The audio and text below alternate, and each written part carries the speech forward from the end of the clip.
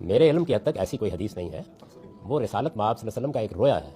آپ جانتے ہیں نا کہ پیغمبروں کو بعض موقع پر کچھ چیزیں رویا میں، جس کو آپ سادہ لفظوں میں خواب کہتے ہیں، اس میں دکھائی جاتی ہیں. اس کا مقصد یہ نہیں ہوتا کہ جو کچھ دکھایا جا رہا ہے وہی حقیقت ہے. وہ ایک تمثیل ہوتی ہے جس کے ذریعے سے کسی حقیقت کی طرف توجہ دلائی جاتی ہے. رسالت مآب صلی اللہ علیہ وسلم سے جو روایات ہم کو ملی ہیں ان میں کئی بڑے اہم رویا ہیں. یعنی آپ کو جنت کی بعض چیزیں دکھائی گئیں، جہنم کی بعض چیزیں دکھائی گئیں، اور وہ اسی مقصد کے لیے دکھائی جاتی ہیں کہ جو لوگ اس وقت موجود ہیں، وہ مرد ہیں، وہ عورتیں ہیں، وہ کوئی خاص کام کرنے والے لوگ ہیں، ان کو خبردار کیا جائے، بتایا جائے کہ یہ معاملہ ہو سکتا ہے. یہ جو میں نے کہا کہ وہ حقیقت اس لحاظ سے نہیں ہوتی جس طرح کہ ہم سمجھتے ہیں. تمام پیغمبروں کے رویا کی نوعیت یہی ہے.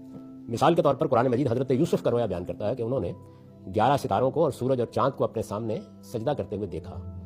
تو یہ تمثیل تھی کہ ایک وقت ایسا آئے گا جس میں آپ کے ماں باپ بھی ہوں گے اور آپ کے بھائی بھی ہوں گے، اور وہ آپ کی عظمت کے سامنے اپنے سر جھکا دیں گے. یہ اس بات تو حقیقت اور تھی، لیکن جب دکھایا گیا تو وہ سورج اور چاند اور یہ شکل اختیار کر گیا. تو رویا میں چیزیں تمثیل کے انداز میں ڈرامٹائز کر کے دکھائی جاتی ہیں. تو اس میں ایک رویا یہ ہے کہ کسی موقع پر رسالت مآب نے کہا کہ مجھے جو جہنم کا حصہ دکھایا گیا آج رویا میں، تو اس میں خواتین کو متنبع کیا کہ میں نے تم کو زیادہ دیکھا. تو لوگوں نے پوچھا، خواتین نے خاص طور پر، کہ اس کی کیا وجہ ہے؟ تو آپ نے کہا کہ تم ناشکری بہت کر ڈالتی ہو، ساری زندگی بیچارہ خاوند خدمت کرتا رہتا ہے، اور آخر میں اگر کوئی ذرا سی غلطی ہو جائے تو کہتی ہو کہ ہم نے تمہارا کیا دیکھا ہے.